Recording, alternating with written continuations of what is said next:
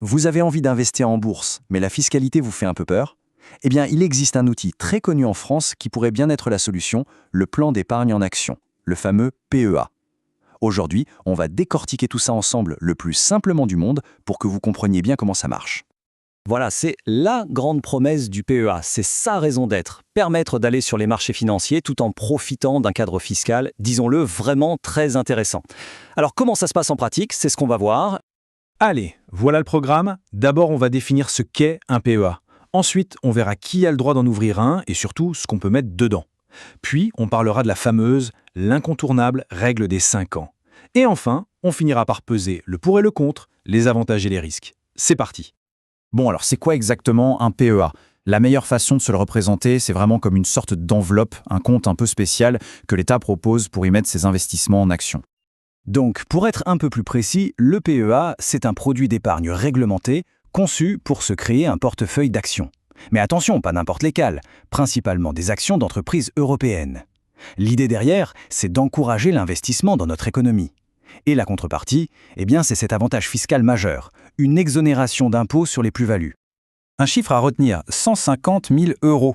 C'est le montant maximum qu'on peut verser sur un PEA classique. Mais attention, petit détail qui a son importance, c'est un plafond sur les versements. Ça veut dire que tous les gains que le portefeuille va générer, eux, ne sont pas comptés là-dedans. La valeur totale du plan peut donc, avec le temps, dépasser largement ce montant. Ok, maintenant qu'on a les bases, qui peut vraiment en profiter? Qui est éligible pour ouvrir un PEA? Les règles sont assez simples, mais il faut bien les avoir en tête. Il y a 3 conditions. La première, il faut être résident fiscal en France.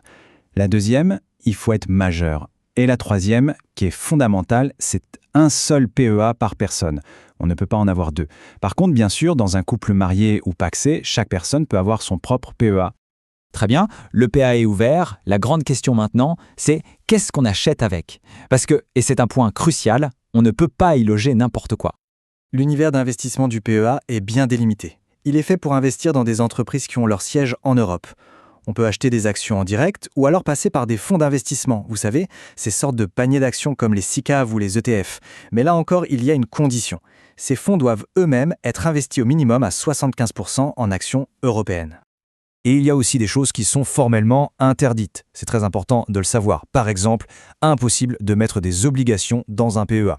Pareil pour les produits dérivés et autres produits financiers complexes. Non, le PEA, c'est vraiment un plan qui est centré sur les actions pour orienter l'épargne vers le capital des entreprises. On arrive maintenant au cœur du réacteur, au point le plus important à comprendre sur le PEA. On pourrait appeler ça le chiffre magique de la fiscalité.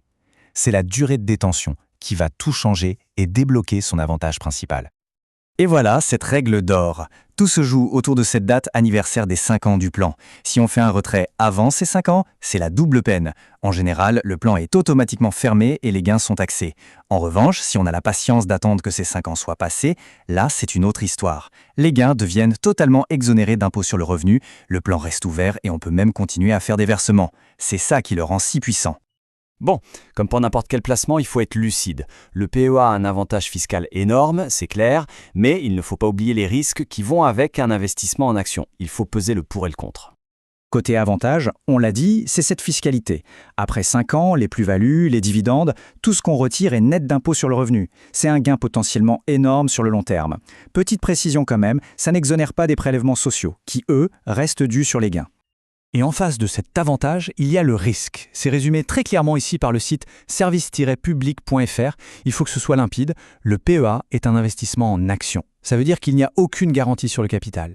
La valeur du portefeuille va monter, descendre, elle va fluctuer. Et oui, il est possible de perdre l'argent. Alors, comment on gère ce risque? Eh bien, la clé, c'est le temps.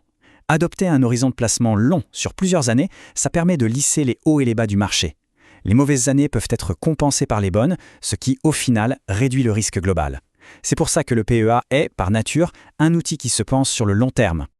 On termine donc sur cette question qui est vraiment la plus importante. Le PEA est-il adapté à son propre projet, à son propre horizon de placement? Avant de se lancer, il faut se demander si on est prêt à bloquer de l'argent pendant au moins 5 ans et idéalement plus. C'est vraiment la condition pour profiter à fond de ses avantages tout en maîtrisant les risques. C'est cette réflexion personnelle qui est la base de tout.